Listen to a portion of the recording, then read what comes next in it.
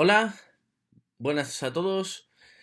Estamos aquí de nuevo con otro vídeo. En esta ocasión el vídeo corresponde a, a la elucidación de algunas cuestiones que me habéis planteado alguno de vosotros a través del email.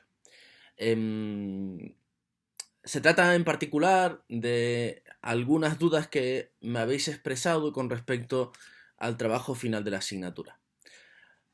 Antes de comenzar, quisiera ya matizar que algunas de las cuestiones que encontráis en las pautas que tenéis en la plataforma virtual se referían a cuestiones que habríamos visto en las clases presenciales en estos días.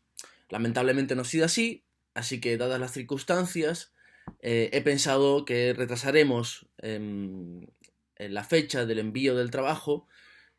Os lo comunicaré en breve tiempo a través del email.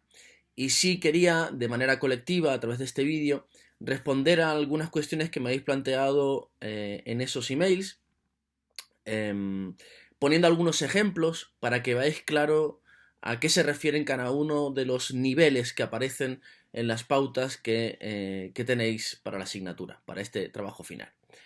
Sin más dilación, paso a detallar algunas de las cuestiones importantes de esos niveles de análisis para el objeto que tenéis que analizar, que vosotros mismos habéis elegido, por otra parte. Y si tenéis alguna cuestión, repito que siempre encontraréis en el foro de Hugo Virtual, encontraréis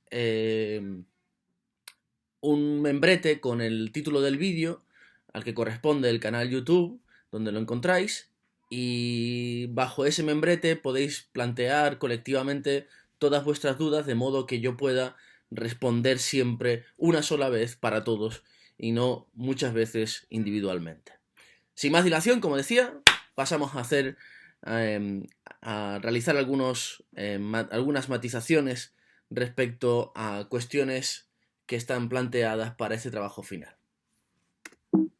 Se me olvidó deciros una cosa, manteneos atentos hasta el final del vídeo porque os he puesto una pequeña sorpresa, es una cosa, algo que tendremos que ver juntos y que lo que quiero que hagamos es que vosotros hagáis una reflexión con lo que yo os voy a decir sobre la última figura que encontraréis.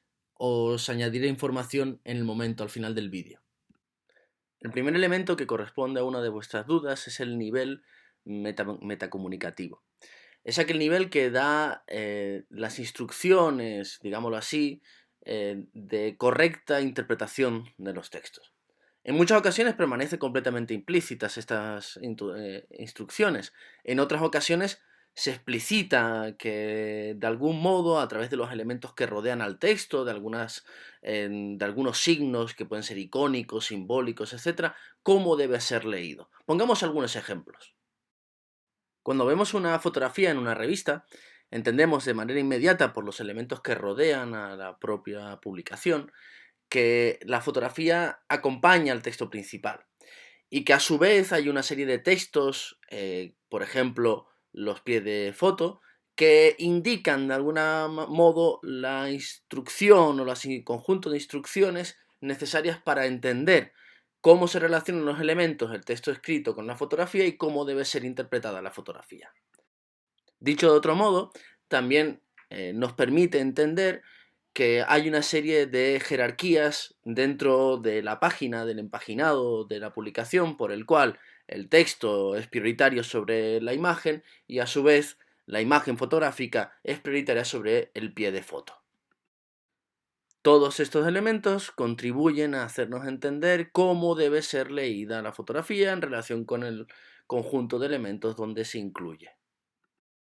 En cambio, una misma fotografía, he puesto por caso ahora un ejemplo propio del National Geographic, de una fotografía conocidísima de la niña afgana de Steve McCurry. Si la viéramos en el reportaje donde inicialmente fue publicada en la revista, los elementos se jerarquizan de forma distintas a si lo veo por primera vez o en cualquier otra ocasión en una galería artística. En la galería Las cartelas que acompañan la imagen fotográfica pueden dar una descripción de cómo logró el fotógrafo tal fotografía, tal imagen.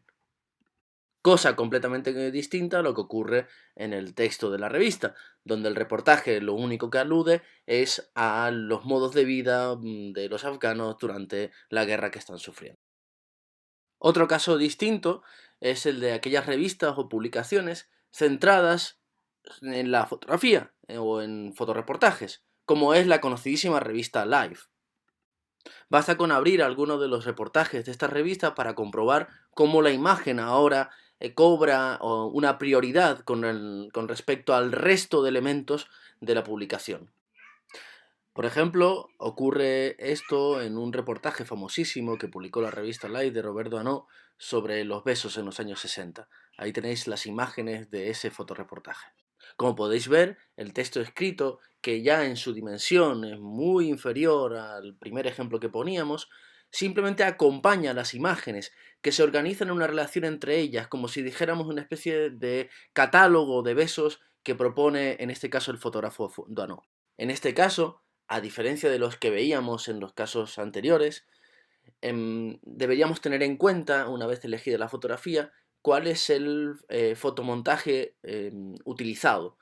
De modo que nos diéramos cuenta, por ejemplo, que en este caso, si con la primera imagen que encontramos en la página de la izquierda, junto a ella encontráramos otra imagen de una señora con bolso, solitaria, el énfasis, digamos que la isotopía, como decimos en semiótica, la coherencia entre una fotografía y otra haría que nuestra atención se fijara exclusivamente o de manera prioritaria en la indumentaria, en este caso en un utensilio como el bolso en ambas figuras. En los lenguajes audiovisuales, por su parte, encontramos prioritariamente un marco, un frame, una separación que habríamos tenido que ver en las clases presenciales, que es la escena. La escena no solo separa el espacio llamado así diegético, donde transcurre la historia, y el no diegético, donde están los espectadores. No solo eso, también da instrucciones de uso. Le dice al espectador cómo debe actuar frente a lo que está viendo. Y sabemos que dentro de esas instrucciones hay una serie de convenciones importantes. Sí y cómo debe intervenir el público está codificado culturalmente, está de algún modo reglamentado, y es el público el que lleva esa competencia consigo en su memoria cultural. En épocas pasadas, no tan remotas, el público podía participar si el actor no realizaba correctamente o en lo esperado un paso o algún monólogo. También sabemos que los teatros han tenido muy distintas configuraciones, siendo en forma de anfiteatros en los griegos o formas de corral como en el teatro clásico español, etc. El escenario teatral tiene su traducción literal en la pantalla cinematográfica. De hecho, los anfiteatros de las salas de cine tienen mucho en común con su antecesor, el teatro. Alguno podría incluso llegar a pensar que una pantalla no tiene consigo unas instrucciones de uso, pero en estas ocasiones os recomiendo que penséis en otras tecnologías. Por ejemplo, en la realidad virtual. Cuando ahora, en un momento como este, nos encontramos ante esta nueva tecnología tan extendida, nos damos cuenta de que el valor de la pantalla es mucho más simplemente que una ventana a otro mundo. La pantalla es lo que nos permite, de algún modo, estar sentados dirigiendo nuestra mirada en una única dirección, concentrándola en un único punto del ambiente en el que estamos. En cambio, en la realidad virtual, el individuo se mueve su cabeza adelante, atrás, sin que tenga un marco, que es la pantalla, que le permita concentrar en un único espacio su mirada. Por supuesto, la pantalla ya nos da instrucciones de cómo debemos estar en la sala de cine, qué podemos hacer, si podemos comer, estar en silencio, etc. Pero junto con la pantalla y otros elementos como la sala de cine, la disposición de las sillas, etc., todo eso nos da una configuración de cómo debemos actuar ante lo que estamos viendo, ante lo que estamos percibiendo. Pero además de todo esto también hay otro elemento, que son los títulos de crédito. Algo que no pertenece al interior de la historia de una película, pero que nos da una serie de instrucciones de uso necesarias para nuestra interpretación correcta. Vamos a poner un ejemplo ultra conocido. Es la película Shining. Los títulos de crédito comienzan así.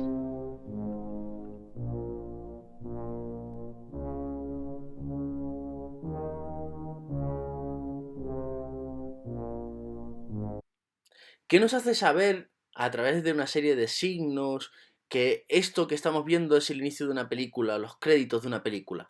En realidad podría pertenecer incluso a un anuncio de televisión, si lo viéramos, por ejemplo, a través del medio televisivo. En realidad todo se resuelve cuando aparecen los títulos de crédito con el título de la película.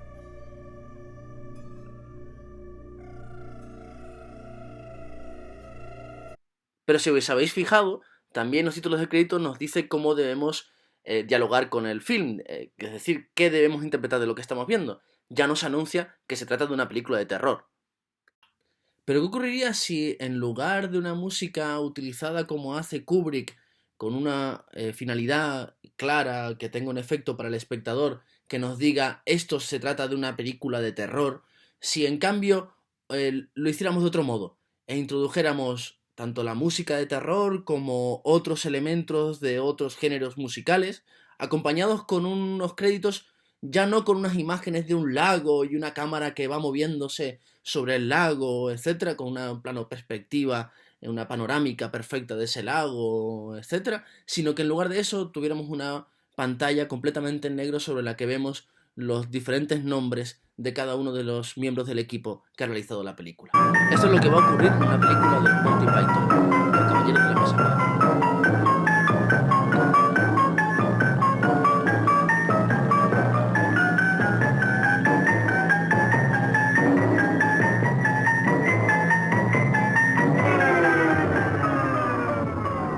Pedimos disculpas por los errores en los subtítulos. Los responsables han sido despedidos.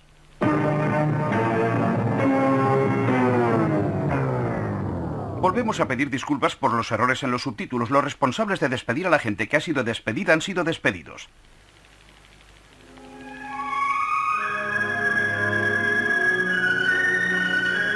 Como habéis visto, el ejemplo que he cogido ahora, que proviene de la película de los Monty Python, Los Caballeros de la Mesa Cuadrada, el autor, el texto elige para la entrada de los títulos de crédito una música que tiene un efecto semejante a la música que elige Kubrick, siendo composiciones completamente distintas. Por supuesto, la primera que elige Kubrick es de Giorgi Ligeti, que está más ligada a la vanguardia atonal propia de primera mitad del siglo XX en la música, mientras que la que eligen los Monty Python no está en esa misma línea, por supuesto. Dicho esto, sí que el efecto es semejante y tiene esa vinculación con, digámoslo así, con el género de terror. Es un efecto que pretende generar la misma inquietud que encontramos en composiciones musicales usadas en el género cinematográfico del terror. En un segundo momento, después de las disculpas que se introducen en los créditos de manera sorprendente, se nos dice que han sido despedidos los que han cometido el error de poner los subtítulos en sueco, y se pasa una música un tanto más melodramática, que recuerda incluso al género musical clásico de Hollywood. Y habrá un tercer momento, habrá un momento en el cual ya la música que encontramos nada tiene que ver con esta memoria cultural. Ya subrayo que una cosa que veremos a continuación es que los textos, como decía Bakhtin, tienen su propia memoria, tienen memoria de género. De algún modo estamos comprobando que al usar en los créditos ciertas composiciones musicales, de manera inmediata el espectador sabe entender cómo debe interpretarlo y cómo debe predisponerse a su interacción con la película. Esto quiere decir que esa memoria permite al espectador darle una serie de instrucciones de interpretación correcta de los textos. Esto estamos todavía en el nivel metacomunitario. Veamos lo que ocurre en ese último momento de estos créditos de esta película.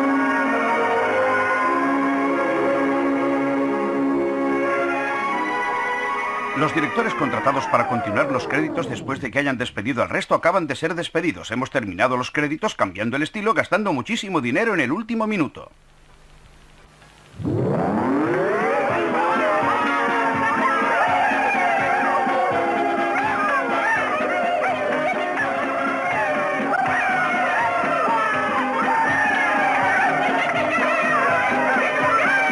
Sí, las instrucciones son, esto es una comedia.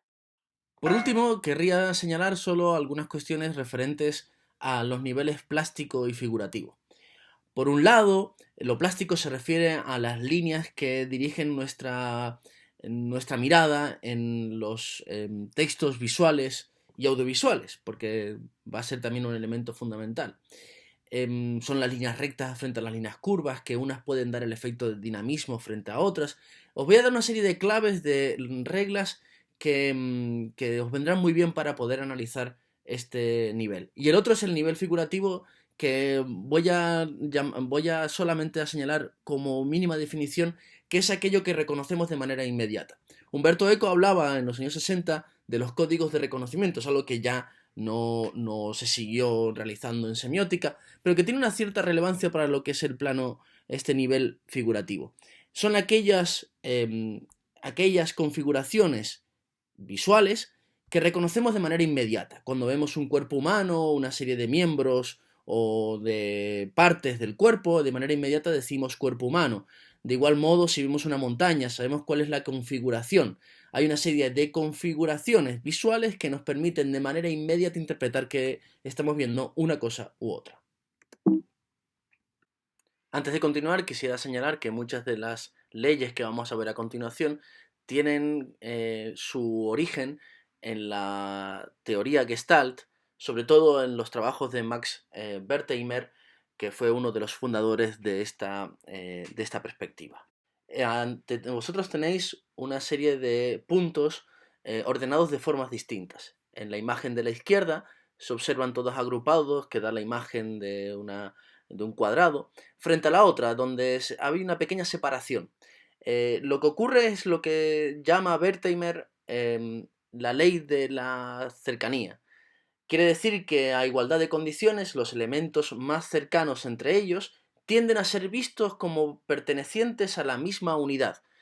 Si lo vemos ahora a la derecha, vemos que las líneas verticales de puntos son observadas como agrupadas desde el punto de vista del observador. Si lo llevamos a imágenes visuales o audiovisuales, observamos que en ocasiones la configuración a través de un alto pixelamiento de la imagen genera esta idea de agrupamientos que da por efecto, puede dar la imagen de un rostro como tenemos en imagen.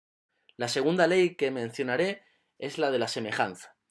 Como pasaba en el caso de la cercanía, en caso de elementos semejantes entre sí, en igualdad de condiciones, se les observará como pertenecientes a la misma unidad. Ahí tenemos en la imagen cómo consideraríamos los puntos blancos como agrupados y los puntos negros por otra parte también agrupados.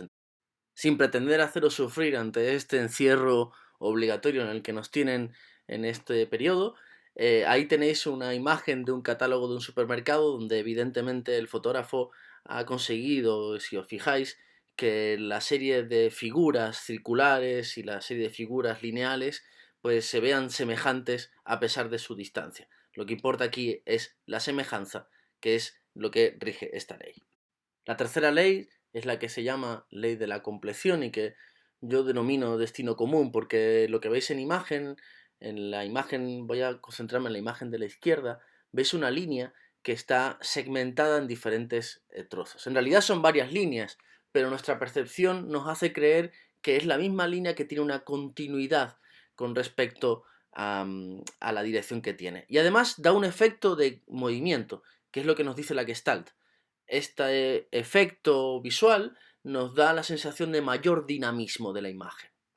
Un ejemplo en una fotografía de diseño como la que tenéis en imagen nos puede dar la dimensión de este efecto logrado a través de la articulación de continuidad de ciertas líneas en las figuras. La cuarta ley es lo que se llama ley de la clausura, en el cual los elementos cerrados o clausurados o tendentes al cierre vienen vistos o percibidos más fácilmente como constituyentes de una única unidad. En imagen tenéis una serie de figuras que en realidad dan la perspectiva de un cubo que no existe como tal o que no está geométricamente representado a través de las líneas, pero las líneas rectas y su configuración dan la sensación del cierre necesario para hacernos percibir el cubo. Como veis, hay muchísimas leyes que podéis consultar, incluso en cualquier enciclopedia o en la misma Wikipedia. Hay muchas leyes plásticas que permiten efectos de manera muy clara y neta en las figuras que hemos visto. Voy a señalar por último lo que se denomina la ley del equilibrio. Allí tenéis dos figuras, dos cuadrados. Uno se percibe como más equilibrado que el otro. ¿Qué es lo que nos da esta sensación, por un lado, la figura de la izquierda, de mayor equilibrio, frente a la otra, que nos da una sensación de mayor dinamismo? Nos la da, por un lado, la idea de la centralidad de la imagen. Si os fijáis, nosotros no podemos trazar entre el vértice inferior y el vértice superior de la figura de la derecha, no podemos trazar una línea recta exactamente, sino que parece una diagonal, si os fijáis. Este efecto se logra a través de una configuración geométrica y consigue que nosotros tengamos una sensación de movimiento frente a la otra que aparece estática y por tanto más equilibrada que la anterior. Obviamente hablamos de metáforas, por supuesto, pero entendemos a través de estas leyes que podemos conseguir ciertos efectos perceptivos en el espectador. A grandes pinceladas, estos serían las leyes de la plasticidad, el nivel plástico. Os he dado el nivel metacomunicativo y el nivel plástico, obviando el nivel figurativo porque me resulta un poco más sencillo de entender. En cualquier caso, si tenéis alguna duda, también me la podéis decir. Os voy a abrir el foro y ahí tendréis ocasión de comentarme lo que queráis. Por último, tenemos una pequeña guinda a este vídeo, que es la imagen que tenéis ahí delante de vosotros. Mi intención es no os voy a decir ni autor, ni título de la obra, solo os voy a poner la imagen. Veréis que, aunque el título también acompañará al nivel metacomunicativo y os podrá dar indicaciones de cómo interpretar el cuadro que tenéis ante vosotros, os voy a obviar, os voy a eliminar, a cancelar el título para que vosotros hagáis un trabajo interpretativo. Tenéis ante vosotros esta imagen que veis ahí y lo que quiero que hagáis es que reflexionéis vosotros mismos si con solo la imagen, con lo que estáis viendo, sois capaces de entender si hay una serie de reglas o instrucciones de cómo debo interpretar correctamente la imagen.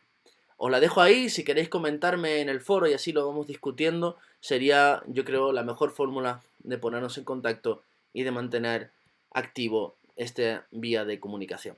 Sin más, os deseo enormemente que estéis bien y que procedamos en los próximos días con las lecciones.